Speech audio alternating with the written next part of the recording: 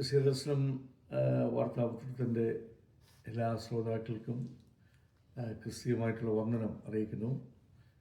ഞാൻ സജി ജോൺ ന്യൂജേഴ്സിയിൽ നിന്നും നിങ്ങളോടൊപ്പം ചേരുന്നു. ഇന്ന് നമ്മളോടൊപ്പം ഈ പ്രത്യേക പരിപാടിയിലെ അതിഥിയായി എത്തിയിരിക്കുന്നത് ഇവാഞ്ചലിസ്റ്റ് ബാബു തോമസ്, ബെസ്തറിൽ കർത്താവിൻ്റെ വേല ചെയ്യുന്ന അനുഗ്രഹീതനായ ദേവദാസൻ.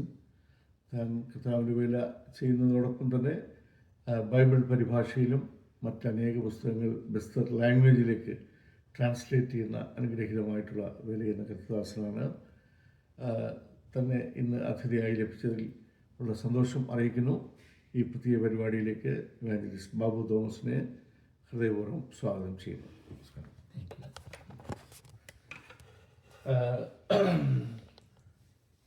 പ്രിയ ബാബു തോമസ് സാറിനോട് ബാല്യവും അതുപോലെ തന്നെ കൗമാരവും പഠിച്ചു വളർന്ന സാഹചര്യവും നാടും ഒക്കെ ഒന്ന് ശ്രോതാക്കൾക്ക് വേണ്ടി പരിചയപ്പെടുത്തിയാൽ കൊള്ളാം.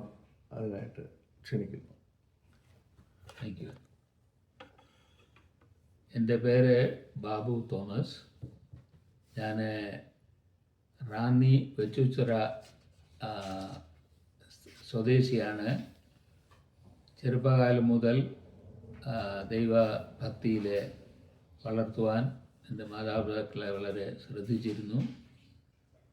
അതുകൊണ്ട് ഞാൻ ദൈവഭാഗത്ത് എപ്പോഴും ആയിരുന്നു എന്ന് പറയാൻ പാടില്ല. ചെറുപ്പത്തിൻ്റേതായ കുസൃതികളൊക്കെ ഉണ്ടായിരുന്നു. എന്നാൽ ദൈവം എന്നെ രക്ഷിച്ചു. അവൻ്റെ കൃപയിൽ ആശ്രയിപ്പാൻ ദൈവം സഹായിച്ചു എന്ന് ഞാൻ ഓർക്കുകയാണ്. ഞാൻ റാന്നി കോളേജിലാണ് പഠിച്ചത്. അതിനുശേഷം OM ടീമിൽ ചേർന്നു. ഒറീസയിലെ, കൽക്കട്ടയിലെ, ബീഹാർ പല പ്രദേശങ്ങളിൽ പോകുവാൻ ദൈവം ഇടയാക്കി. ആ സമയത്താണ് യഥാർത്ഥമായൊരു വിളി ദൈവഭാഗത്തു നിന്ന് എനിക്കുണ്ടായത്. വടക്കേ ഇന്ത്യയുടെ പ്രദേശങ്ങളിലുള്ളവർ അനേകരും കർത്താവിനെക്കുറിച്ച് ഒരിക്കൽ പോലും കേട്ടിട്ടില്ലാത്തവരാണെന്ന് മനസ്സിലായി. അവരുടെ ഇടയിൽ പ്രവർത്തിക്കാനുള്ളൊരു ഭാരം ദൈവം എനിക്ക് തന്നു. അങ്ങനെ ഞാൻ OM ടീം വിട്ട് മണിപ്പൂർ എന്ന് പറയുന്ന സ്റ്റേറ്റിൽ പോയി ജോലി ചെയ്യുകയായിരുന്നു. സ്കൂളിൽ പഠിപ്പിച്ചു. അതിനുശേഷം ഗോഹട്ടി യൂണിവേഴ്സിറ്റി ചേർന്ന് MA പഠിക്കുവാൻ ദൈവം സഹായിച്ചു. അതോടൊപ്പം തന്നെ മണിപ്പൂരിലെ ഒരു കോളേജിലെ ലെക്ചറായിട്ട് ജോലി ലഭിച്ചു. ആ സമയത്ത് മണിപ്പൂരിലുള്ള വിശ്വാസികളോട് ചേർന്ന് അവിടെ ഇവാഞ്ചലിക്കൽ ഗ്രാജുവേറ്റ്സ് ഫെലോഷിപ്പ്, അതുപോലെ വെക്കേഷൻ ബൈബിൾ സ്കൂൾ, പല ഇംഗ്ലീഷ് സർവീസ് ഒക്കെ തുടങ്ങുവാനായിട്ട് ദൈവം എന്നെ ഉപയോഗിച്ചു. അങ്ങനെയാണ് ഞാൻ ദൈവ വേലയിലേക്ക് പൂർണ്ണമായി തിരിയുവാനുള്ളൊരു പ്രചോദനം എനിക്ക് ലഭിച്ചത്.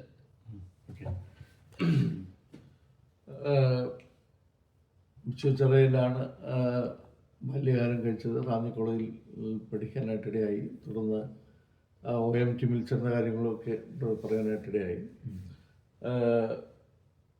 ഈ മണിപ്പൂർ തുടങ്ങിയിട്ടുള്ള സ്ഥലങ്ങളിൽ കർത്താവിൻ്റെ വേല ജോലിയോടുള്ള ബന്ധത്തിൽ അവിടുത്തെയുള്ള ദൈവജനവുമായിട്ടുള്ള ആത്മീയമായ ബന്ധം പുലർത്തിയ സന്ദർഭത്തിൽ അവിടെയുള്ള ഈ ആത്മീയ ശുശ്രൂഷകളും അവിടെയുള്ള ആളുകളുടെ ആത്മീയമായിട്ടുള്ള താല്പര്യവും എന്തായിരുന്നു എന്നൊന്ന് പറയാമോ? അവിടെ മണിപ്പൂരിലുള്ള എല്ലാ ഗോത്രവർഗക്കാർക്കും, മിക്കവാറും എല്ലാ ഗോത്രവർഗക്കാർക്കും അവരുടെ ഭാഷയിൽ ബൈബിൾ ഉണ്ട്. അത് അവരുടെ ആത്മീക വർധനയ്ക്ക്, സഭയുടെ വർധനയ്ക്ക് കാരണമായി തീർന്നു എന്ന് ഞാൻ മനസ്സിലാക്കി. അതുപോലെ അവിടെ ഉള്ളവർക്ക് ഞായറാഴ്ച ദിവസം മുഴുവനായി ദൈവത്തിൻ്റെ വേലയ്ക്ക് വേണ്ടി, ദൈവകാര്യങ്ങൾക്ക് വേണ്ടി ചെലവഴിക്കുന്ന ആൾക്കാരാണ്. അതുപോലെ അവരുടെ കുഞ്ഞുങ്ങളെ ദൈവഭയത്തിൽ വളർത്തുക, ആരാധനയിൽ പങ്കെടുപ്പിക്കുക, ഇതെല്ലാം അവർക്ക്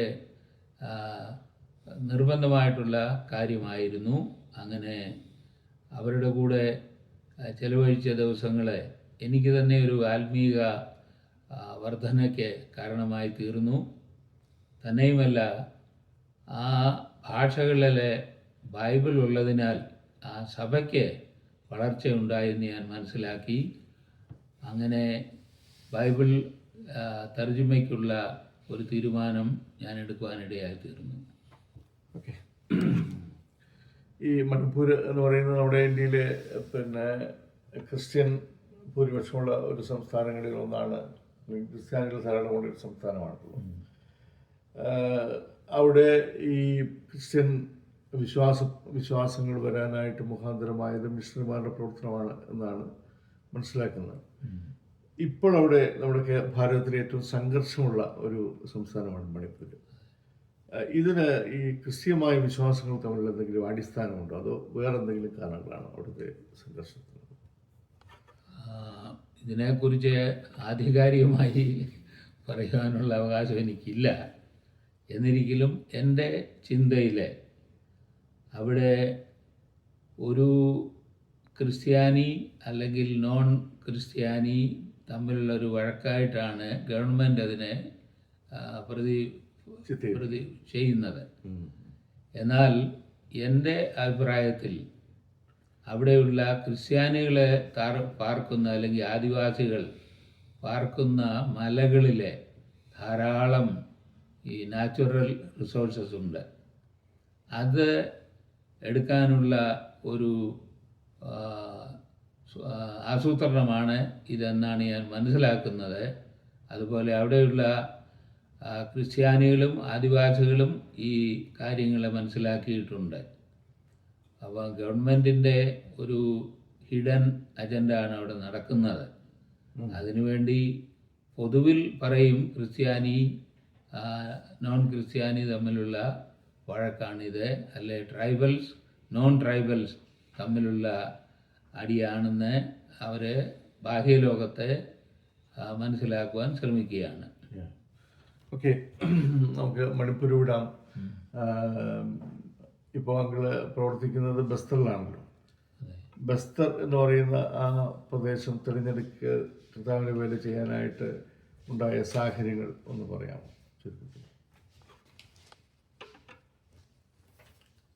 ഞാൻ ബൈബിൾ അധ്യയനത്തിന് ശേഷം വിവാഹം കഴിച്ചു. വിവാഹത്തിന് ശേഷം ഞങ്ങളെ കുടുംബവുമായി ഒന്നിച്ച് ആണ് ബസ്തറിലേക്ക് പോയത്. 1982 ഏപ്രിൽ മാസമാണ് ഞങ്ങൾ ബസ്തറിലെത്തുന്നത്. അതിനു മുമ്പ് ഞാൻ ഒരു സർവേക്ക് പോയിരുന്നു. മധ്യപ്രദേശിൻ്റെ പല ഭാഗങ്ങളിൽ പോയി. എന്നാൽ ബസ്തറിലാണ് ഏറ്റവും ആദിവാസി കോൺസെൻട്രേഷൻ ഉള്ളത് എന്ന് മനസ്സിലാക്കി അവിടെയുള്ള ഒരു ഭാഷ തിരഞ്ഞെടുക്കുവാൻ ഇടയായി തീർന്നു. ബസ്തർ പണ്ട് നമ്മുടെ കേരളത്തിനേക്കാൾ വലിയൊരു ജില്ലയായിരുന്നു. ഇന്ന് അത് 5 ജില്ലയായിട്ട് മാറി. അതിനുള്ള കാരണം ഛത്തീസ്ഗഡ് 2000 മധ്യപ്രദേശിൽ നിന്ന് ഒരു പുതിയ സ്റ്റേറ്റായിട്ട് രൂപീകരിച്ചു. അത് ആദിവാസി കോൺസെൻട്രേഷനുള്ള ഒരു സ്റ്റേറ്റാണ് ഈ ഛത്തീസ്ഗഡ് എന്ന് പറയുന്നത്. അപ്പോൾ അവിടെയുള്ള പല ഭാഷകളിലും ബൈബിൾ ഇല്ല. അവർക്ക് ബൈബിൾ കൊടുക്കുക എഴുതപ്പെടാത്ത ഭാഷയായിരുന്നു ഹൽബി. ഒള്ളിയ സംസാര ഭാഷ മാത്രമായിരുന്നു. എന്നാൽ അത് പഠിച്ച് അതിന് ഒരു അക്ഷരമാല ഉണ്ടാക്കുവാനും അതിൻ്റെ വ്യാകരണം ഏത് രീതിയിലാണ് എന്ന് മനസ്സിലാക്കുവാനും ഒക്കെ ദൈവം സഹായിച്ചു. അതിന് ശേഷം ഞങ്ങളെ പല ചെറിയ ചെറിയ ബുക്കുകളെ, സൃഷ്ടിയുടെ കഥ, അതുപോലെയുള്ള ചെറിയ ചെറിയ ബുക്കുകളെ ട്രയൽ മെറ്റീരിയൽസായിട്ട് അച്ചടിച്ച് പ്രസിദ്ധീകരിക്കാൻ സാധിച്ചു. അതിൽ കൂടെ ആ സമൂഹത്തിലെ കുറച്ച് ക്രിസ്ത്യാനികളുണ്ടായിരുന്നു. എന്നാൽ അവർക്ക് വേണ്ടത്ര ബൈബിൾ പരിജ്ഞാനമില്ല. തന്നെയുമല്ല, ഹിന്ദി ബൈബിൾ വായിച്ച് ഹൽബിയിലെ പ്രസംഗിക്കുന്ന രീതിയായിരുന്നു അവിടെ ഉള്ളത്. എന്നാൽ ഇപ്പോഴതൊക്കെ മാറി ഹൽബി വായിച്ച് ഹൽബിയിലെ വചനം അറിയിക്കാനുള്ള സാധ്യത ഇന്നുണ്ട്. അങ്ങനെ ബക്സറിൻ്റെ പ്രദേശത്ത് ചെല്ലുവാൻ ദൈവം ഞങ്ങളെ സഹായിച്ചു. കഴിഞ്ഞ 43 വർഷം അവിടെ ഞങ്ങളായിരിക്കുന്നു. ആ വേല മുഴുവൻ ബൈബിളും പ്രസിദ്ധീകരിക്കുന്നത് വരെ അവിടെ ആയിരിക്കാൻ ഞങ്ങൾ ആഗ്രഹിക്കുന്നു. അതിന് ദൈവം സഹായിക്കട്ടെ എന്ന് പ്രാർത്ഥിക്കുന്നു. ഹൽബി എന്ന് പറയുന്ന ബസ്തറിലെ ഒരു ഭാഷ, ആ ഭാഷയ്ക്ക് ലിപിയില്ല. ആ ഭാഷ സംസാര ഭാഷയാണ് എന്ന് എനിക്ക് പറയാനായിട്ട് ഇടയായി.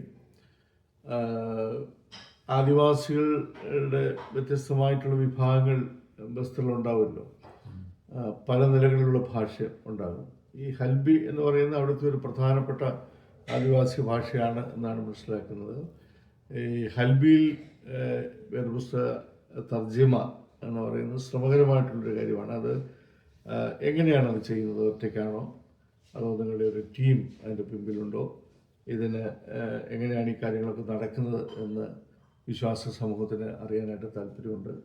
അക്കാര്യം ഒന്ന് ചുരുക്കി വിവരിക്കാം. ബസ്തറിലെ ഹൽബി മാത്രമല്ല, മറ്റ് ഭാഷകളുണ്ട്. ധുർവ, ബത്രി, ഗോണ്ടി, പല ഭാഷകളുണ്ട്. എന്നാൽ ഹൽബിയാണ് അവിടുത്തെ മുഖ്യ അന്യോന്യം ലിങ്ക് ലാംഗ്വേജായിട്ട് ഉപയോഗിക്കുന്നത് ഹൽബിയാണ്. അതുകൊണ്ടാണ് ഞങ്ങൾ ഹൽബി തിരഞ്ഞെടുത്തത്. ഹൽബിക്കാരുടെ പോപ്പുലേഷൻ 1.2 മില്യൺ ആൾക്കാരുണ്ട്. അതുപോലെ മറ്റ് ഗോത്രവർഗക്കാരും ഹൽബി അവരുടെ ഭാഷയായി സംസാരിക്കുന്നുണ്ട്. അതുകൊണ്ട് ഞങ്ങളവിടെ ആ ഭാഷയിലെ തർജ്ജിമ ചെയ്യുവാൻ തീരുമാനമെടുത്തു. തർജ്ജിമ ചെയ്യുന്നതിന് ഞങ്ങൾ അവിടെ പോയി ഭാഷ കേട്ടു പഠിച്ചു, അത് വിശകലനം ചെയ്തു. അതുകൊണ്ട് നല്ല അറിവുണ്ടെങ്കിലും തദ്ദേശീയരായ ക്രിസ്ത്യാനികളെ ഉപയോഗിച്ചാണ് തർജ്ജിമ നടക്കുന്നത്. അവരാണ് ഫൈനൽ തീരുമാനമെടുക്കേണ്ടത്. ഈ വാക്ക് ശരിയാണോ, ഇതിൻ്റെ അർത്ഥം ശരിയാണോ, അങ്ങനെയുള്ള കാര്യങ്ങളെ തദ്ദേശീയരായ ക്രിസ്ത്യാനികളെ സഹായത്തോടു കൂടെയാണ് ഞങ്ങളെ തർജ്ജിമ ചെയ്യുന്നത്.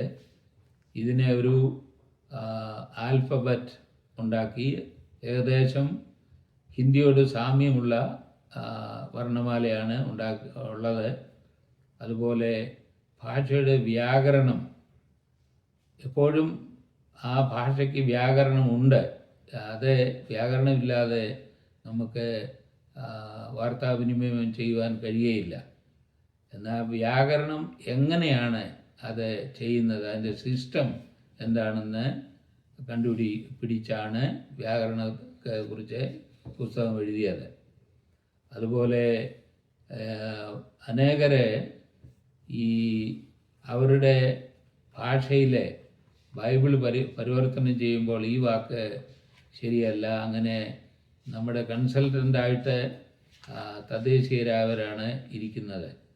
ഞങ്ങളെ വാസ്തവത്തിൽ അവരെ കൊണ്ട് തർജ്ജിമ ചെയ്യിക്കുകയാണ്. ഇറ്റ് ഈസ് നോട്ട് അവർ translation, people are doing the translation. Okay. നാളെ 20 നിങ്ങൾ പ്രസിദ്ധീകരിച്ച ചില പുസ്തകങ്ങളെക്കുറിച്ച് ഞങ്ങൾ പറയാനായിട്ടിടയായി. ആ പുസ്തകങ്ങളൊന്ന് പരിചയപ്പെടുത്താമോ? ഏതൊക്കെയാണ്? കാണിച്ചോ. ആദ്യം ഇറക്കിയ പുസ്തകം, ആദ്യമായിട്ട് ഞങ്ങൾ ചെറിയ പുസ്തകങ്ങൾ ഹെൽപ്പ് ഫ്രം അബവ്, ദൈവത്തിന് നമ്മെ സഹായിക്കാൻ കഴിയും, മരണാനന്തരം എന്താണ് സംഭവിക്കുന്നതെന്നുള്ള ചെറിയ പുസ്തകങ്ങൾ, ട്രാക്റ്റുകൾ ഇറക്കുവാനിടയായി. അപ്പോൾ അവിടെയുള്ള ആളുകൾക്ക് വളരെ കുറച്ച് പേരൊക്കെ വായിക്കാൻ അറിയത്തുള്ളൂ. അതുകൊണ്ട് ഞങ്ങൾ അവർക്ക് വേണ്ടി വയോജന വിദ്യാഭ്യാസ ക്ലാസ്സുകൾ തുടങ്ങി. അങ്ങനെ ഒരു 1500-ൽ കൂടുതൽ ആൾക്കാരെ ഞങ്ങളെ വായിക്കാൻ പഠിപ്പിച്ചു. അതിന് ശേഷമാണ് ഈ ബുക്കുകളൊക്കെ കൊടുത്തത്. വേദപുസ്തകത്തിൻ്റെ പല ഭാഗങ്ങൾ, അപ്പോസ്തല പ്രവൃത്തി, മർക്കോസിൻ്റെ സുവിശേഷം, അങ്ങനെയുള്ള ഇൻഡിവിജ്വൽ ബുക്സായിട്ട് ഇറക്കി. അതിനുശേഷം എല്ലാം കൂടെ ക്രോഡീകരിച്ച് അൽബി ഭാഷയിലുള്ള പുതിയ നിയമം 1997 2007 പബ്ലിഷ് ചെയ്യുവാൻ ദൈവം സഹായിച്ചു. അത് സ്വീകരിക്കാൻ വലിയൊരു ജനാവലി അവിടെ ഉണ്ടായിരുന്നു. അവിടെയുള്ള എല്ലാ സഭകളും ചേർന്നാണ് ഇതിൻ്റെ വിമോചനം നടത്തിയത്. അതിന് ശേഷം അവിടുത്തെ അവരുടെ ആവശ്യമനുസരിച്ച് പള്ളികളിൽ സങ്കീർത്തനം വായിക്കാൻ ഉള്ള രീതിയാണ് അവിടെ ഉള്ളത്. അതുകൊണ്ട് ഈ സങ്കീർത്തന പുസ്തകം അച്ചടിച്ച് പ്രസിദ്ധീകരിക്കുവാനും ചർച്ചസുകളിൽ എത്തിക്കുവാനും അവിടുന്ന് ഇടയാക്കി. അതിനുശേഷം ഞങ്ങൾ ചെയ്തത് സദൃശവാക്യം, നീതിവചൻ എന്ന് പറയുന്ന ബുക്കാണ്. ഇതും പബ്ലിഷ് ചെയ്യുവാനിടയായി. എന്നാൽ പഴയ നിയമത്തിൻ്റെ 70% ബുക്കുകൾ ഡ്രാഫ്റ്റിങ് കഴിഞ്ഞു. അത് പ്രസിദ്ധീകരിക്കാൻ തയ്യാറാണ്. എന്നാൽ മുഴുവൻ ബൈബിളും വരുമ്പോൾ അതിൻ്റെ അതുകൂടെ ചേർത്ത് പ്രസിദ്ധീകരിക്കാനാണ് ഞങ്ങൾ ആഗ്രഹിക്കുന്നത്.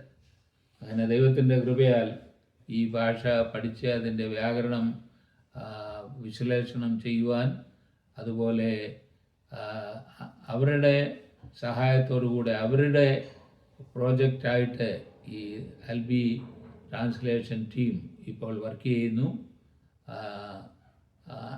ഞങ്ങളെ വളരെ പ്രോത്സാഹനത്തോടുകൂടെ ഈ പ്രവൃത്തി തുടരുവാൻ, അത് കണ്ടിന്യൂ ചെയ്യുവാൻ ഞങ്ങൾ ആഗ്രഹിക്കുന്നു.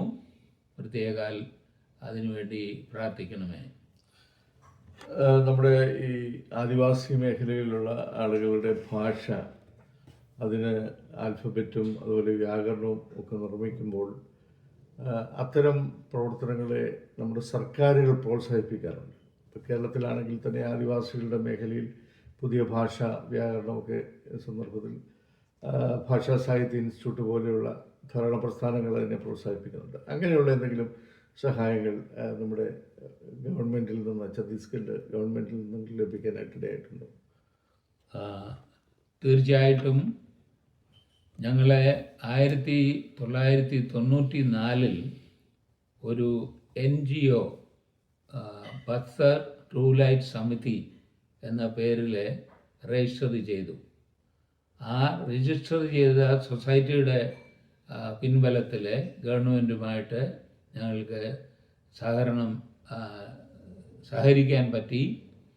അവിടെയുള്ള 1ാം ക്ലാസ്, 2ാം ക്ലാസ്, 3ാം ക്ലാസ് ക്ലാസ്സുകളിൽ പഠിപ്പിക്കുന്ന നമ്മളെ 1ാം പാഠം, 2ാം പാഠം, 3ാം പാഠം പറയുന്നത് പോലെ ബുക്കുകൾ ഞങ്ങളെ എഡ്യൂക്കേഷൻ ഡിപ്പാർട്ട്മെൻറ്റുമായിട്ട് ചേർന്ന് ഉണ്ടാക്കുവാൻ കഴിഞ്ഞു. അതിന് ശേഷം ഹെൽത്ത് ഡിപ്പാർട്ട്മെൻറ്റുമായിട്ട് ചേർന്ന് മലേറിയ, ഡയറിയ ഇതുപോലുള്ള സാധാരണ രോഗങ്ങളെക്കുറിച്ച് അവരുടെ ഭാഷയിൽ ഇത് ഒരു ഡ്രാമ ഫോമിൽ ബുക്കുകൾ ഇറക്കുവാൻ സാധിച്ചിട്ടുണ്ട്. അതിലെ അവരുടെ സൂപ്പർസ്റ്റിഷനെ അവരെ ഹർട്ട് ചെയ്യാത്ത രീതിയിൽ അവതരിപ്പിക്കുക. എന്നാൽ മെഡിക്കൽ ഹെൽപ്പ് എടുക്കണം, ഡോക്ടേഴ്സിനെ കാണണം, ആശുപത്രിയിൽ പോകണം എന്നുള്ള കാര്യങ്ങൾ അവരെ ധരിപ്പിക്കുവാൻ സാധിച്ചിട്ടുണ്ട്. അല്ലെങ്കിൽ അവരെ ഈ മന്ത്രവാദിയുടെ അടുത്താണ് പോകുന്നത്. ക്രിസ്ത്യാനികളായവർ പോലും ഇപ്പോഴും അവരുടെ മനസ്സിൽ അത് കിടപ്പുണ്ട്. അപ്പം ഞങ്ങൾ പറയും, മന്ത്രവാദിയെ കണ്ടു, മറ്റവരെയും കൂടെ കാണണം. അങ്ങനെ അവരെ ഉത്സാഹിപ്പിക്കുവാൻ സാധിക്കുന്ന, അങ്ങനെ ഗവൺമെൻറ്റുമായി ചേർന്ന് ഹെൽത്ത് എഡ്യൂക്കേഷൻ ഡിപ്പാർട്ട്മെൻറ്റിൽ ഞങ്ങൾക്ക് വർക്ക് ചെയ്യാൻ സാധിക്കുന്നുണ്ട്. ഇതൊരു വലിയ നേട്ടം തന്നെയാണ്. കാരണം ഭാഷയില്ലാത്ത, അല്ലെങ്കിൽ അക്ഷരമാലയില്ലാത്ത, വ്യാകരണമില്ലാത്തൊരു ഭാഷ നമ്മുടെ സഹോദരന്മാരായിട്ടുള്ള ആളുകൾ അവിടെ ചെന്ന് ആ നിലയ്ക്ക് പ്രവർത്തിച്ച് സർക്കാരിനും അത് പ്രയോജനകരമായി തീരുക എന്ന് പറയുന്നത് നിസ്സാരമായിട്ടുള്ളൊരു കാര്യമല്ല. ഈ ആദിവാസി വിഭാഗത്തെ സംബന്ധിച്ച് ഏറ്റവും പ്രാധാന്യം അറിയിക്കുന്ന ഒരു കാര്യമാണ് ഈ അന്ധവിശ്വാസങ്ങൾ. അന്ധവിശ്വാസത്തിൽ നിന്ന് മുമ്പ് ഞങ്ങൾ പറഞ്ഞതുപോലെ ക്രിസ്ത്യാനികളായിട്ടുള്ള ആളുകൾക്ക് പോലും ഇപ്പോഴും അവർ പലരും ഈ അന്ധവിശ്വാസങ്ങൾ അവരുടെ മനസ്സിൽ സൂക്ഷിക്കുന്നവരാണ്. അപ്പം യഥാർത്ഥത്തിൽ നമ്മുടെ ഈ പ്രവർത്തനം അന്ധവിശ്വാസങ്ങളിൽ നിന്ന് അവരെ യഥാർത്ഥ ദൈവത്തെ കണ്ടെത്താനായിട്ട് സഹായിക്കുന്നു എന്നുള്ളതൊരു യാഥാർത്ഥ്യമാണ്. അത് വ്യാപകമായ നിലയിൽ എങ്ങനെയാണ് ഗ്രാമങ്ങളിലേക്ക് ഇത് പ്രവർത്തനം കൊണ്ടുപോകുന്നത്, എങ്ങനെയാണ് അതിൻ്റെ പ്രവർത്തന രീതി എങ്ങനെയാണ്? അവിടെയുള്ള പല സഭാ വിഭാഗങ്ങളുണ്ട്. എല്ലാവരുമായി സഹകരിച്ചാണ് ഞങ്ങൾ ഈ തർജ്ജിമ പ്രവർത്തനം ചെയ്യുന്നത്. അപ്പോൾ ഈ തർജ്ജിമ ചെയ്ത ബുക്കുകൾ അതുപോലെ അവരിൽ ഞങ്ങളെ രണ്ടുപേരായിട്ട് പോകാൻ പറ്റുന്നില്ല, ഇവരിൽ കൂടെയാണ് ഞങ്ങളവരെ അപ്രോച്ച് ചെയ്യുന്നത്. അപ്പോൾ അതുകൊണ്ട് അവിടെ ഒരു അക്സെപ്റ്റൻസ് കിട്ടുന്നുണ്ട്. അതുപോലെ ഈ ഫസ്റ്റ് ജനറേഷൻ ക്രിസ്ത്യൻസ് എന്ന് പറയുമ്പോൾ അവരുടെ ജീവിതത്തിൽ പഴയതും പുതിയതും ഇങ്ങനെ കലർന്നിരിക്കുകയാണ്. അപ്പോൾ അവരുടെ അന്ധവിശ്വാസത്തെ നമ്മളെ ഒരിക്കലും അത് തെറ്റാണെന്ന് ഡയറക്റ്റ് പറയാൻ പറ്റത്തില്ല. എന്നാൽ ശരിയായത് എന്താണെന്ന് ബൈബിളിൽ നിന്ന് പഠിപ്പിക്കുകയാണ്. അതുപോലെ യേശു ക്രിസ്തു നമ്മുടെ രക്ഷിതാവ്, മറ്റുള്ള ആരിലും നമുക്ക് രക്ഷയില്ല എന്നുള്ള കാര്യങ്ങളെ only we talk about positive things. We don't talk anything negative or we don't blame for them doing something. അങ്ങനെ അവരെ കുറ്റപ്പെടുത്താതെ അവരെ കാര്യങ്ങൾ പറഞ്ഞ് മനസ്സിലാക്കി ദൈവഭാഗത്തേക്ക് കൊണ്ടുവരുന്നത് ഒരു ഈസിയായിട്ടുള്ള ജോലിയല്ല. പല പ്രാവശ്യം പറഞ്ഞെങ്കിലേ അതവരുടെ ഹൃദയത്തിൽ എത്തുന്നുള്ളൂ. എന്നാൽ ദൈവത്തിൻ്റെ കൃപയാൽ അനേകരെ ഈ അന്ധവിശ്വാസത്തെ വിട്ട് ദൈവഭാഗത്ത് വരുന്നത് കൊണ്ട് അവരുടെ ഭവനത്തിലും അവരുടെ ജീവിതത്തിലും സാരമായ മാറ്റങ്ങൾ കാണുവാൻ കഴിയുന്നുണ്ട്. അവരുടെ മക്കളെ പഠിപ്പിക്കുന്ന കാര്യത്തിൽ അവർ ഉത്സുകരാണ്. അതുകൊണ്ട് എഡ്യൂക്കേഷൻ്റെ കാര്യത്തിലും ആശുപത്രിയിൽ പോകുന്ന കാര്യത്തിലെല്ലാം അവരെ പ്രോത്സാഹിപ്പിക്കുവാൻ ഞങ്ങൾക്ക് കഴിയുന്നുണ്ട്. ഈ ആദിവാസി മേഖലയിൽ പ്രധാനമായിട്ട് നമ്മൾ കാണുന്നതെന്ന് പറയുന്നത് അവരുടെ ഒരു കുലത്തൊഴിൽ, ആദിവാസികൾക്ക് ഓരോ കുലങ്ങൾക്ക് ഓരോ തൊഴിലുണ്ട്. ആ തൊഴിലുമായി ബന്ധപ്പെട്ടാണ് അവർ ജീവിക്കുന്നത്. അവർ പുറം ലോകവുമായിട്ട് കൂടുതൽ ബന്ധപ്പെടാതെ ആ തൊഴിലുമായി ബന്ധപ്പെട്ട വനാന്തരങ്ങളിലും അല്ലെങ്കിൽ മറ്റ് മേഖലകളിലൊക്കെ ജീവിക്കുകയാണ് പതിവ്. അപ്പോൾ ഈ കർത്താവിനെ കണ്ടെത്തുന്നതിലൂടെ അല്ലെങ്കിൽ ഈ ഭാഷയിലൂടെ ദൈവത്തെ മനസ്സിലാക്കാനായിട്ടുള്ളൊരു വലിയ ശ്രമം നടക്കുമ്പോൾ അവരുടെ അടുത്ത തലമുറയെ ഈ തലത്തിലേക്ക് കൊണ്ടുവരാനായിട്ട് അവർ ആഗ്രഹിക്കുന്നുണ്ട്. അത് തലമുറ അവരുമായിട്ട് ചേർന്ന് ഈ വിശ്വാസത്തോട് ചേർന്ന് പോകാനായിട്ട് ആഗ്രഹിക്കുന്നുണ്ട്. ഏത് തരത്തിലുള്ള ആളുകളാണ് കൂടുതൽ ഇതിനകത്ത് അട്രാക്ട് എന്ന് പറയുന്നത്? പ്രായമുള്ള ആളുകളാണോ അതോ യങ്ങർ ജനറേഷൻ ഈ പുസ്തകങ്ങൾ വായിക്കാനും ഒക്കെ താല്പര്യപ്പെടുന്നുണ്ട്? കൂടുതലായിട്ടും സത്യം അറിഞ്ഞവരെ അവരുടെ പിൻതലമുറകളെ ഈ സത്യത്തിൽ നടക്കണമെന്ന് അവർക്ക് വലിയ ആഗ്രഹമുണ്ട്. അതുകൊണ്ട് അവരെ സൺഡേ സ്കൂളിൽ അയക്കുക, യൂത്ത് ക്യാമ്പ് അതുപോലുള്ള പ്രോഗ്രാം നടക്കുമ്പോൾ അവരെ പറഞ്ഞു വിടുന്നുണ്ട്. പലർക്കും അതിനുള്ള സാമ്പത്തികം ഇല്ല എങ്കിലും അവരെ അതിനെ വളരെ പ്രോത്സാഹിപ്പിക്കുന്ന ഒരു രീതിയാണ് അവിടെ ഉള്ളത്.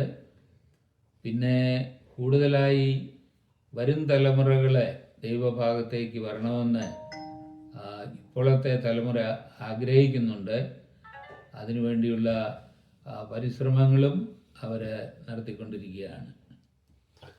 ഓക്കെ, നമുക്കിപ്പോൾ ഈ ആദിവാസി മേഖലകളിൽ ഈ ബസ്തറിൽ ആദിവാസികൾ മാത്രമായി കൂടുന്ന സഭകൾ ഉണ്ടോ? ആ സഭകൾ എവിടെയൊക്കെയാണ് ഉള്ളത്? എത്ര സഭകളുണ്ട്? സഭകളിലൊക്കെ നമ്മുടെ വേദോത്സവത്തിൻ്റെ പ്രമാണം അനുസരിച്ച് മൂപ്പന്മാരാൽ ഭരിക്കപ്പെടുന്നു ഉണ്ടോ? സുവിശേഷകന്മാരുണ്ടോ? അവരെയൊക്കെ ഒന്ന് പരിചയപ്പെടുത്താമോ? നമ്മുടെ സഭകളെ വളരെ ചുരുക്കമാണ് അവിടെ. മെത്തഡിസ്റ്റ്, ലൂത്രൻ, പെൻറ്റിക്കോസ്റ്റൽ ചർച്ചസുകളാണ് കൂടുതൽ അവിടെ ഉള്ളത്. നമ്മുടെ പുതിയ നിയമ വിശ്വാസം അനുസരിച്ചുള്ള 4-5 സഭകളെ ജഗദൽപൂർ എന്ന് പറയുന്ന ഡിസ്ട്രിക്ട് ഹെഡ്ക്വാർട്ടർ ഏരിയയിലുണ്ട്. ആദിവാസി കൂട്ടങ്ങളെ അവർ തന്നെയാണ് കൂടുന്നത്. കാരണം അവരുടെ ഭാഷ ഔട്ട്സൈഡേഴ്സിന് വശമല്ല. അത് തന്നെയുമല്ല, അവരുടെ ഭാഷയിലെ ആരാധന നടക്കുമ്പോൾ അത് കൂടുതൽ അർത്ഥവത്തായി തീരുന്നു. ഹിന്ദി ഭാഷ ചിലരൊക്കെ മനസ്സിലാക്കുമെങ്കിലും അവരുടെ അറിവ് വളരെ കുറവാണ്. ഇപ്പോൾ ഒരു മാർക്കറ്റിൽ പോയി ഇതിനെന്താ വില, അങ്ങനെ ഇങ്ങനെ ഇച്ചിരി ഹിന്ദി പറയുന്നത് കൊണ്ട് നമ്മൾ പലരും വിചാരിക്കുന്നത് ഓതേനോ ഹിന്ദി എന്നുള്ള രീതിയിലാണ്. പക്ഷേ വചനത്തിൻ്റെ ആഴമേറിയ സത്യങ്ങൾ അവർ മനസ്സിലാക്കണമെങ്കിൽ അവരുടെ ഭാഷയിലേ അത് സാധ്യമാകുകയുള്ളൂ. അതുകൊണ്ട് നമ്മുടെ സഹോദരന്മാരവിടെ ഉണ്ട്. സഹോദരൻ ഇവാഞ്ചലിസ്റ്റ് EP ജോസ്, അതുപോലെ തദ്ദേശീയരായ 4-5 സുശേഷന്മാരുണ്ട്. പിന്നെ നമ്മുടെ ഇടയിൽ നിന്ന്, കേരളത്തിൽ നിന്ന് ജിം മാത്യു അവിടെ പ്രവർത്തിക്കുന്നു. പിന്നെ ബൈലാഡില എന്ന് പറയുന്ന ഏരിയയിലെ ആന്ധ്രയിൽ നിന്നുള്ള പ്രവർത്തകരുണ്ട്.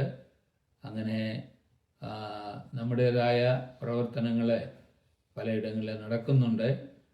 അവിടെയുള്ള തദ്ദേശീയരായ ആളുകളെ ഈ ഉത്തരവാദിത്വം ഏൽപ്പിക്കാനാണ് പുറത്തു നിന്ന് അല്ലെ മലയാളികളായ സുവിശേഷകന്മാരുടെ ലക്ഷ്യം. നമ്മുടെ സഭകളുടെ ഏറ്റവും അടിസ്ഥാനപരമായ ഘടകവും പ്രവർത്തനം എന്ന് പറയുന്നത് സൺഡേ സ്കൂളിൻ്റെ പ്രവർത്തനമാണ്. ഇപ്പോൾ സൺഡേ സ്കൂൾ പ്രവർത്തനവുമായി ബന്ധപ്പെട്ട് ഈ ഭാഷയിൽ ഒരു സൺഡേ സ്കൂൾ പാഠാവലി അങ്ങനെ എന്തെങ്കിലും തയ്യാറാക്കിയിട്ടുണ്ടോ? അങ്ങനെ ഒരു പാഠാവലി ഇതുവരെ തയ്യാറാക്കിയിട്ടില്ല.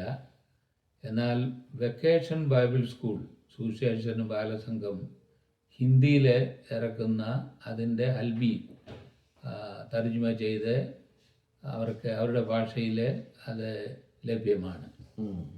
അത് ഉപയോഗിച്ച് പല ഗ്രാമങ്ങളിലെ വില്ലേജുകളിലെ സുവിശേഷകന്മാരെ BBS പഠിപ്പിക്കുന്നുണ്ട്.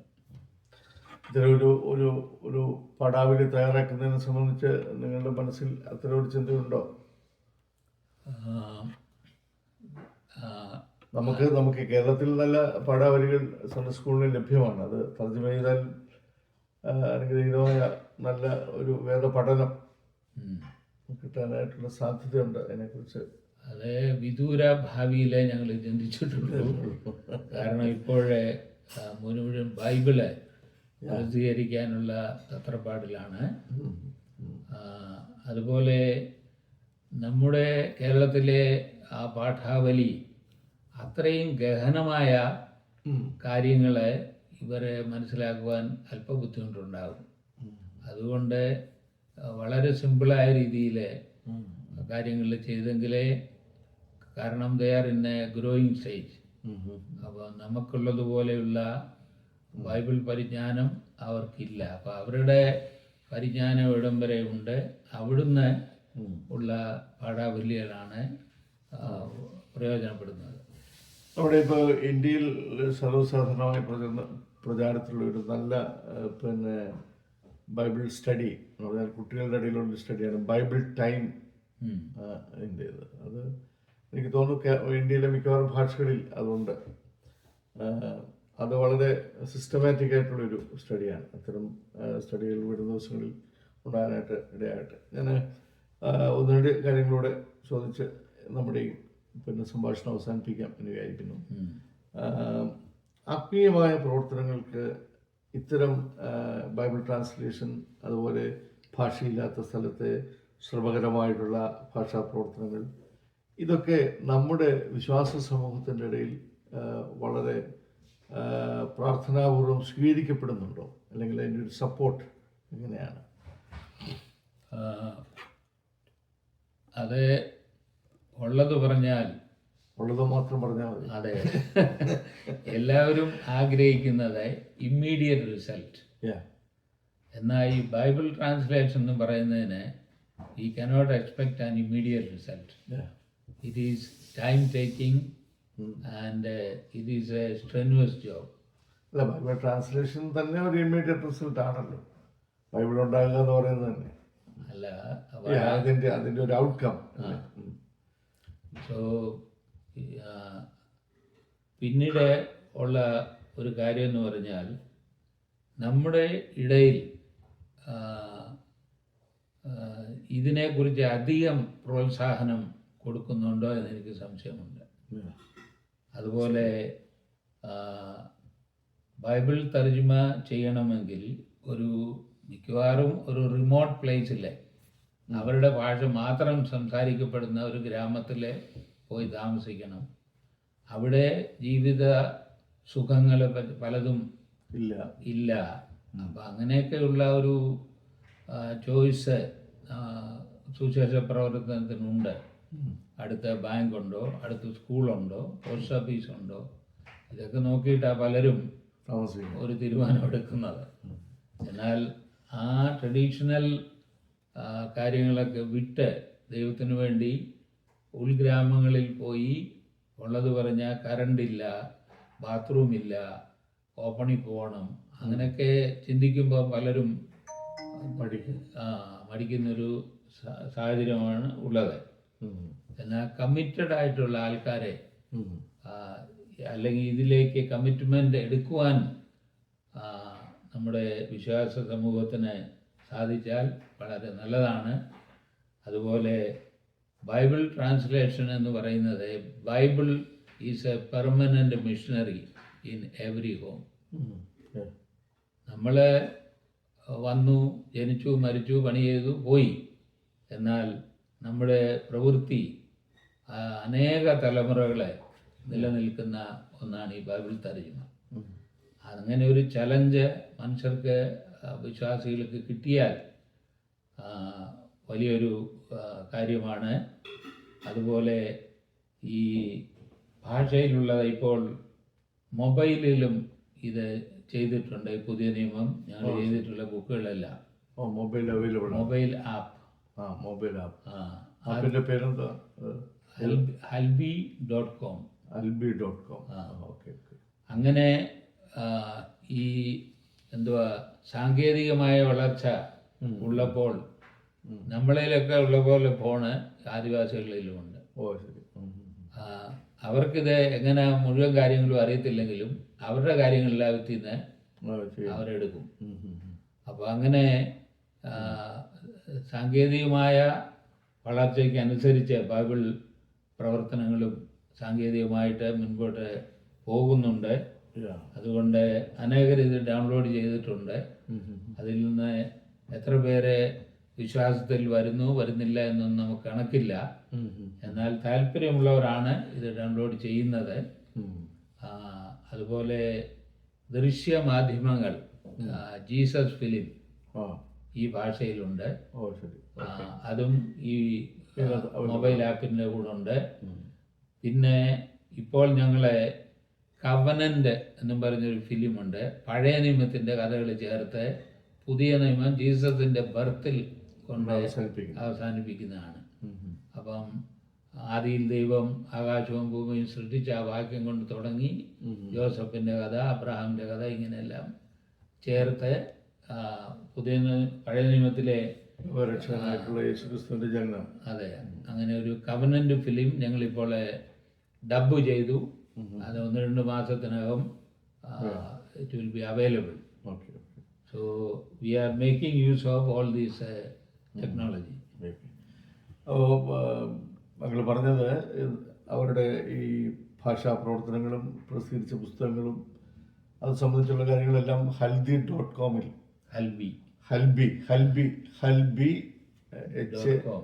എങ്ങനെയായിരുന്നു അതിന്റെ സ്പെല്ലിംഗ് എന്ന് പറഞ്ഞു?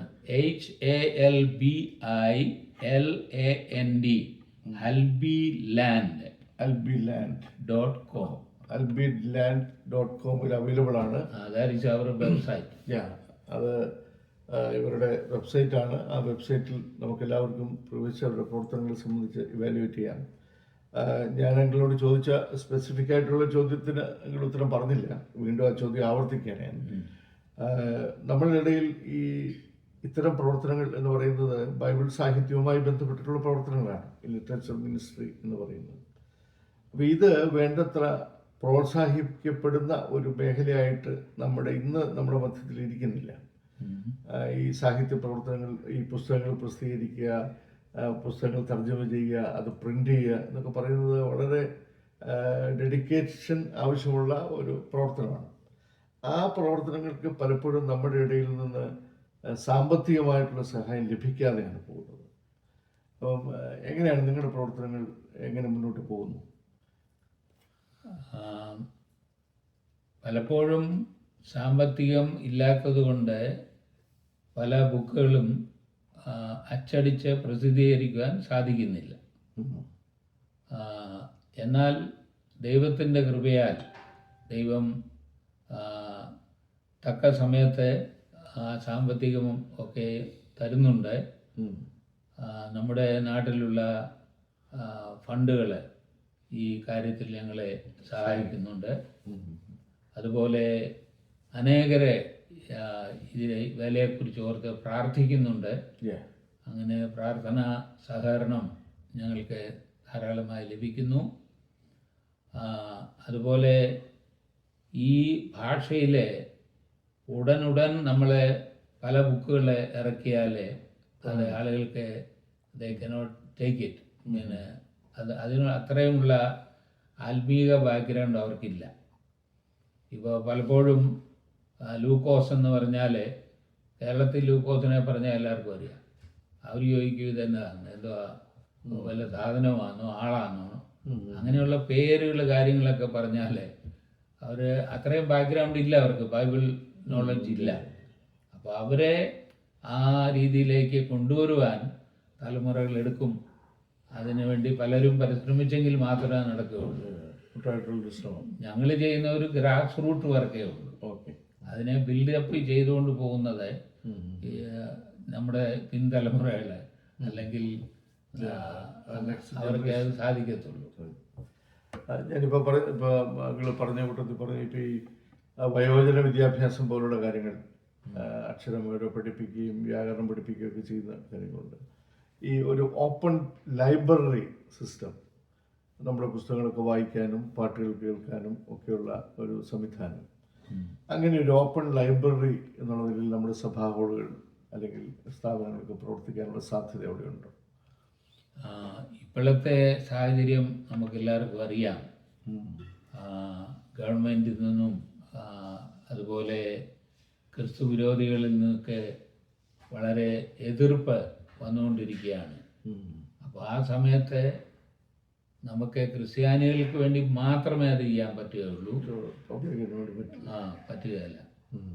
ഉദാഹരണത്തിന് ഇപ്പോൾ ജീസസ് ഫിലിം അല്ലെങ്കിൽ കവനന്റ് ഫിലിം ഒക്കെ നമുക്ക് ഒരു സ്ക്രീൻ ഉണ്ടെങ്കിൽ നമ്മുടെ ഹാളിൽ അത് പ്രദർശിപ്പിക്കാമല്ലോ, ആവശ്യം ആളുകൾ വരുമ്പോൾ കാണാനും ഒക്കെയുള്ള ഒരു സംവിധാനം. അത് നമ്മുടെ ഇടയിൽ അത് ചെയ്യാൻ സാധിക്കും. എന്നാലേ ജീസസ് ഫിലിം ആദ്യം ഉണ്ടാക്കിയപ്പോൾ ഞങ്ങൾ വില്ലേജിൽ കൊണ്ടുപോയി സ്ക്രീൻ വെച്ചത് കാണിക്കാമായിരുന്നു. അന്ന് ഹൽബിയിലെ ആദ്യത്തെ സിനിമ എന്നും പറഞ്ഞ ആളുകൾ വന്ന് കാണുന്നു. അപ്പോൾ അവർ കുറച്ചുപേരൊക്കെ അത് കണ്ടിട്ട് പറയും, ഇത് സിനിമ കുഴപ്പമില്ല, പക്ഷേ കുറേ ഡാൻസും പാട്ടും ആട്ടവും ഒക്കെ ഉള്ളതല്ലയോ സിനിമ എന്ന് പറയുന്നത്, ഇത് ഒരു സ്റ്റോറി അല്ലയോ, അങ്ങനെ ഉണ്ടായിരുന്നെങ്കിൽ നല്ലതായിരുന്നൊക്കെ പറയുന്ന ആൾക്കാരും ഉണ്ടായിരുന്നു. അതിപ്പോൾ നമുക്ക് ഡാൻസൊക്കെ ഉൾപ്പെടുത്താം. ദാവീദൊക്കെ ഡാൻസ് ചെയ്തിട്ടുണ്ട്. ദാവീദിൻ്റെ ഡാൻസൊക്കെ നമുക്ക് ഈസി ആയിട്ട് ഉൾപ്പെടുത്താൻ കഴിയും. കുറച്ചുകൂടി കൊമേഴ്സ്യലൈസ് ചെയ്ത് അല്ലെങ്കിൽ ആ നിലയ്ക്ക് ആണ് ആളുകൾ ഇഷ്ടപ്പെടുന്നത്. നമ്മുടെ ട്രൂ സ്റ്റോറി അതെപ്പോഴും ഇഷ്ടപ്പെടാനായിട്ട് ഇടയാകില്ല. ഈ 43 വർഷം എന്ന് പറയുന്നത് ഒരു വലിയ ദീർഘമായ വർഷമാണ് കർത്താവിന് വേണ്ടി അധ്വാനിക്കുക എന്ന് പറയുന്നത്. ഈ 43 വർഷത്തെ തിരിഞ്ഞു നോക്കുമ്പം ബാബുദോസ് സഹോദരൻ്റെ അനുഭവം എന്താണ്? എങ്ങനെ നിൽക്കുന്നു? കർത്താവോ ചെയ്ത നന്മകൾ ഏത് നിലയിൽ ഓർക്കപ്പെടുന്നു? അത് പറയുകയാണെങ്കിൽ വളരെ പരീക്ഷയിൽ കൂടാണ് ഞങ്ങൾ കടന്നുപോയത്. ഞങ്ങളുടെ മൂത്ത കുഞ്ഞ് 2 വയസ്സിന് ഉള്ളപ്പോൾ മരണപ്പെട്ടു. അത് ഒരു വ്യസന കാരണമായിരുന്നു കുറച്ച് നാളത്തേക്ക്. പിന്നെ അവിടെ താമസിക്കുമ്പോൾ മലേറിയ, ടൈഫോയിഡ്, TB, ഈ മിക്കവാറും കോഴ്സെല്ലാം എൻ്റെ കഴിഞ്ഞതാണ്. അങ്ങനെയുള്ള പ്രയാസങ്ങളുണ്ടായിരുന്നു. എന്നാൽ ഇതിനെയെല്ലാം തരണം ചെയ്യുവാൻ ദൈവത്തിൻ്റെ കൃപ, ദൈവത്തിൻ്റെ കരുണ ഞങ്ങളെ സഹായിച്ചു. പലപ്പോഴും ഇത് നിർത്തി അങ്ങ് പോകാനുള്ള ആഗ്രഹം ഉണ്ടായിട്ടുണ്ട്. എന്നാൽ ദൈവം ഞങ്ങളെ അവിടെ നിലനിർത്തി. ആ കുഞ്ഞ് മരിച്ചതുകൊണ്ട് അനേക ഭവനങ്ങളിലെ കുഞ്ഞുങ്ങൾ മരിക്കുമ്പോൾ അവരെ പോയി സമാധാനിപ്പിക്കുവാൻ എൻ്റെ ഒരു സാക്ഷ്യം പോലെ ഞങ്ങൾക്കും ഇങ്ങനെ അനുഭവം ഉണ്ടായി. എന്നാലേ ദൈവത്തിൻ്റെ ഹിതമാണ് എന്നൊക്കെ ഇങ്ങനെ ആളുകളെ പറഞ്ഞു മനസ്സിലാക്കുവാൻ അതൊരു കാരണമായി തീർന്നുവെന്ന് പിന്നീടാണ് നമ്മൾ ഗ്രഹിക്കുന്നത്. ഓക്കെ. ഇപ്പം എത്ര മക്കളുണ്ട്? സഹോദരി എവിടെയാണ്? നമ്മുടെ അവിടെയുള്ള സഭയിൽ മലയാളികളായിട്ടുള്ള എത്ര കുടുംബങ്ങൾ ഉണ്ട്? ഞങ്ങൾക്ക് മൂത്ത കുഞ്ഞിന് ശേഷം 2 കുട്ടികളുണ്ടായി. അതിൽ മൂത്ത കുട്ടി പെണ്ണാണ്, അവളുടെ വിവാഹം കഴിഞ്ഞു. 2 പെൺമക്കൾ അവർക്കുണ്ട്. അതിൻ്റെ ഇളയത് മോനാണ്. അവന് പീഡിയാട്രീഷ്യൻ പാസ്സായി ഈ വർഷം. അവരുടെ വിദ്യാഭ്യാസ കാര്യത്തിലെല്ലാം ദൈവം സഹായിച്ചു. ഞങ്ങൾക്ക് അടുത്ത് തന്നെ ഒറീസയിലെ ഒരു ബോർഡിംഗ് സ്കൂളിൽ അവർക്ക് പോകുവാൻ കഴിഞ്ഞു. അങ്ങനെ 2 പേരും ദൈവഭാഗത്ത് നിൽക്കുന്നു. മകന് ആഫ്രിക്കയിലെ പോയി മെഡിക്കൽ മിഷനറി ആയിട്ട് പോകാനുള്ള ഒരുക്കങ്ങളൊക്കെ ചെയ്തുകൊണ്ടിരിക്കുക. രണ്ടുപേരും ഇവിടെ സ്റ്റേറ്റ്സിലുണ്ടോ? ഇവിടെ ഇപ്പം സ്റ്റേറ്റ്സിലുണ്ട്. അവിടെ നമ്മുടെ സഭ ഇപ്പോൾ അങ്ങനെ കൂടി വരുന്ന സഭ മലയാളികൾ ഉള്ള സഭയാണല്ലോ? അല്ല, അല്ല. അതിനകത്ത് മലയാളികൾ ഞങ്ങൾ മാത്രമേ ഉള്ളൂ. ഓ, ശരി ശരി. കാരണം മലയാളികൾക്ക് ഈ ട്രൈബൽ ഭാഷ മനസ്സിലാകുന്നില്ല. അപ്പം മലയാളികൾ ഉള്ളവരും അവിടുത്തെ ഹിന്ദി കൂട്ടത്തിലാണ് പോകുന്നത്. കാരണം അവിടെ മലയാളം പറയുന്നവർ നമ്മുടെ കുറച്ചാളുകളേ ഉള്ളൂ. അപ്പോൾ അതുകൊണ്ട് മറ്റുള്ളവർക്ക് അങ്ങോട്ട് പ്രവേശനമില്ലാതെ വരുന്നു. സോ ഹിന്ദി, ഒറിയ അവിടുത്തെ ആൾക്കാർ കൂടുന്ന സഭകളുണ്ട്. ഞങ്ങളുടെ സഭകളിലെല്ലാം ഹൽബി മാത്രമായതുകൊണ്ട് നോ എൻട്രി ഫോർ മലയാളീസ്. ഈ ആരാധനാവേലകളിൽ ഏറ്റവും പ്രാധാന്യം അറിയിക്കുന്ന ഒരു ഘടകമാണ് സംഗീതം. ഈ ഹൽബി ഭാഷയിൽ പാട്ടുകൾ, നല്ല പാട്ടുകൾ രചിക്കപ്പെട്ടിട്ടുണ്ടോ? ഉണ്ട്. ഞങ്ങളുടെ ഈ പുതിയ നിയമത്തിൻ്റെ അവസാന ഭാഗത്ത് പാട്ടുകൾ ചേർത്തിട്ടുണ്ട്. അത് തന്നെയല്ല, ലോക്കൽ ആൾക്കാരെ ഭാഷയിലെ സംഗീതം പാട്ടുകൾ എഴുതിയിട്ടുണ്ട്. അപ്പോൾ ആ പാട്ടുകളാണ് ആരാധനയ്ക്ക് പാടുന്നത്. അത് അവരുടെ ലോക്കൽ ട്യൂണിലുള്ളതാണ്. സംഗീതമാണ്. അതെ. നമ്മുടെ ഏതെങ്കിലും ഫേമസ് ആയിട്ടുള്ള പാട്ടിന്റെ രീതിയിൽ ഏതെങ്കിലും ഹൽബിയിലേക്ക് ട്രാൻസ്ലേഷൻ നടത്തിയിട്ടുണ്ടോ? ഇപ്പം എന്നോടുള്ളതിന് സർവ്വനന്മകൾക്കായി അങ്ങനെയൊക്കെയുള്ള പ്രസിദ്ധമായ പാട്ടുകളുണ്ട്. അതെ, അത് EP ജോസ് ബ്രദർ അക്കരയ്ക്ക് യാത്ര ചെയ്യും സിയോൻ സഞ്ചാരി എന്നുള്ള പാട്ട് ഹൽബിയിലാക്കിയിട്ടുണ്ട്. ഓ ശരി. അതെങ്ങനെ തുടങ്ങുന്നത്? ഉൻപാട് ജാത്തോ ബീത്ത സിയോൻ ലോകുമാൻ. ഓ ശരി. എന്നാണ് അത് തുടങ്ങുന്നത്. ആ താളത്തിൽ തന്നെ അല്ലേ? ട്യൂണിൽ തന്നെ. EP ജോസഫ് എവിടെയാ? എവിടുന്നാ? കേരളത്തിലെ ഏത് ഭാഗത്തു നിന്ന്? പുള്ളി തൃശ്ശൂരിൽ നിന്നാണ്. തൃശ്ശൂരിൽ നിന്നാണ്. പുള്ളിയെക്കുറിച്ച് ഇപ്പോഴൊരു ജിജോ പാലമറ്റം പുള്ളി ഒരു ബുക്ക് എഴുതിയിട്ടുണ്ട് റീസെൻ്റ്ലി. Okay okay. ഇപ്പോൾ പിന്നെ US വിസിറ്റിലാണല്ലോ, മടങ്ങി എന്നത്തേക്കായിരിക്കും പോകുന്നത്? ഞങ്ങളെ അടുത്ത ഞായറാഴ്ച ഓഗസ്റ്റ് 3-ാം തീയതി മടങ്ങി പോകും. ഓക്കെ. ക്രിസ്ത്യൻ വാർത്താപത്രത്തിൻ്റെ പ്രഗത്ഭരെ പരിചയപ്പെടുത്തുക എന്ന അനുഗ്രഹീതമായ ഈ പരമ്പരയിൽ ഇന്ന് നമ്മളോടൊപ്പം ഉണ്ടായിരുന്നത് ഇവാഞ്ചലിസ്റ്റ് ബാബു തോമസ് ബെസ്തർ ആണ്. തൻ്റെ പ്രവർത്തനങ്ങളെ സംബന്ധിച്ച് ഉള്ള ചില കാര്യങ്ങൾ വളരെ ചുരുക്കമായിട്ടുള്ള സമയത്ത് പറയാനായിട്ട് ഇടയായി. താൻ റാന്നി ബിച്ചുച്ചിറ സ്വദേശിയാണ്. കർത്താവിൻ്റെ സ്നേഹത്താൽ പഠിക്കപ്പെട്ടവനായിട്ട് താൻ നോർത്ത് ഇന്ത്യയിലേക്ക് പോയി OM ടീമിലൂടെയാണ് പോകാനായിട്ട് ഇടയായത്. ഇപ്പോൾ താൻ ബസ്തറിൽ താമസിക്കുന്നു. ബസ്തറിൽ താമസിക്കുന്നതിന് കർത്താവിൻ്റെ ഒരു പ്രത്യേകമായിട്ടുള്ള വിളിയുണ്ട്. ബസ്തറിലെ ഹൽബി ഭാഷ, ആ ഭാഷ ലിപിയില്ലാത്ത ഭാഷയായിരുന്നു, വ്യാകരണമില്ലാത്ത ഭാഷയായിരുന്നു. ആ ഭാഷയിലെ ആളുകൾക്ക് വേദപുസ്തകം തർജ്ജിമ ചെയ്ത് വേദപുസ്തകത്തിൽ യേശു ക്രിസ്തുവിനെ പരിചയപ്പെടുത്തുക എന്ന ഏറ്റവും ശ്രമകരമായിട്ടുള്ള ജോലിയാണ് താൻ ചെയ്യുന്നത്. കഴിഞ്ഞ 43 വർഷമായി ഈ ശുശ്രൂഷയിൽ തുടരുന്നു. ഹൽബി ഭാഷ മാത്രം സംസാരിക്കുന്ന ആളുകൾ കൂടുന്നൊരു സഭ, ആ സഭയിലാണ് താൻ പോകുന്നത്. വളരെ അനുഗ്രഹീതമായ ശുശ്രൂഷയിൽ കഴിയുന്ന ആളുകൾ ചെയ്യുന്നു.